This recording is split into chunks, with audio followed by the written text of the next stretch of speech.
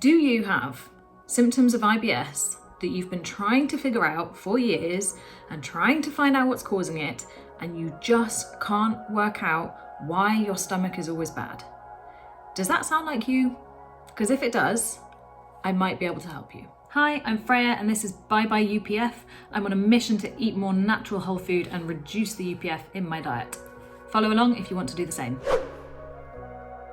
Now, first things first, if you have stomach symptoms and problems with your gut, go and see your doctor, especially if you ever have anything like bleeding in your poo, anything like that. There are some really serious diseases, autoimmune diseases like IBD, that you need to get tested for. However, if you have been to see your doctor and you don't have anything like bowel cancer or IBD, and it's just kind of unexplained bad stomach, I might have the answer.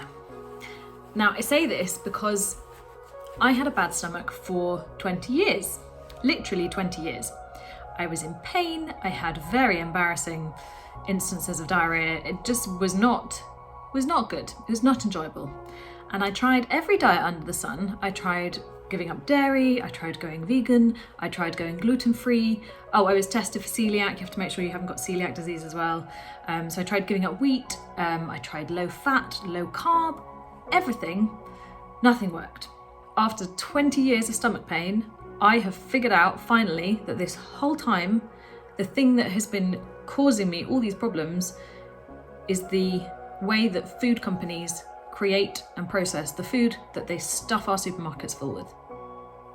Ultra processed food is what was causing my stomach issues.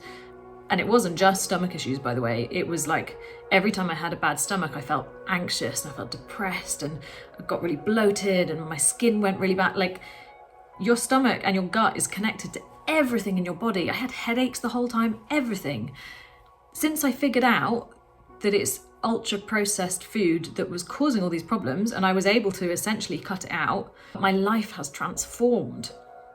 So, if you have unexplained stomach problems, it might not be the answer, but it might be the answer. Start reading the labels on the food that you're eating.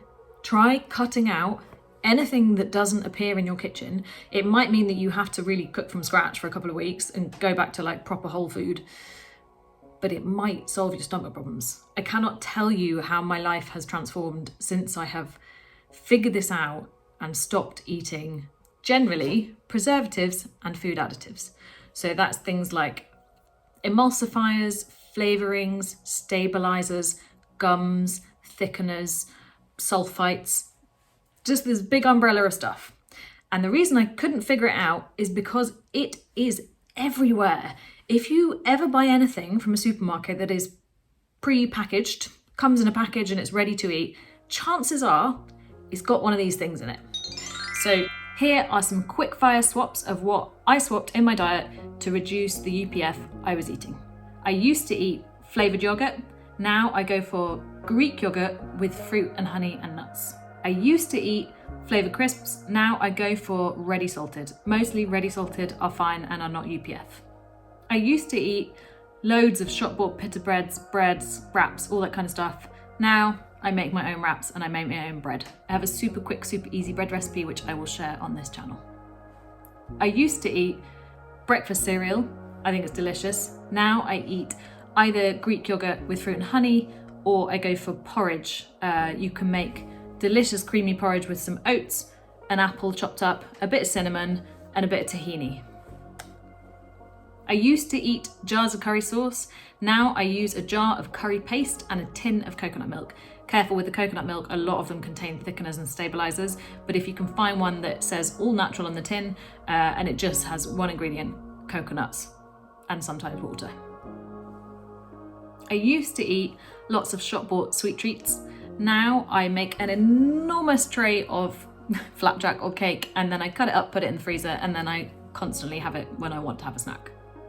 So your motivation for cutting down UPF might be different to mine. My personal motivation was a bad stomach every day of my life for 20 years.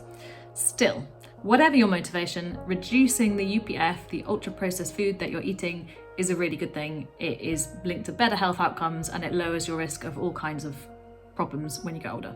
Even if you can't entirely cut out UPF, if you can reduce it, you probably will still get a great benefit. Have you tried cutting out UPF? Has it helped? Let me know in the comments. I'd love to know what you've done so far. And hit subscribe if you want to follow along and reduce the amount of UPF you're eating along with me.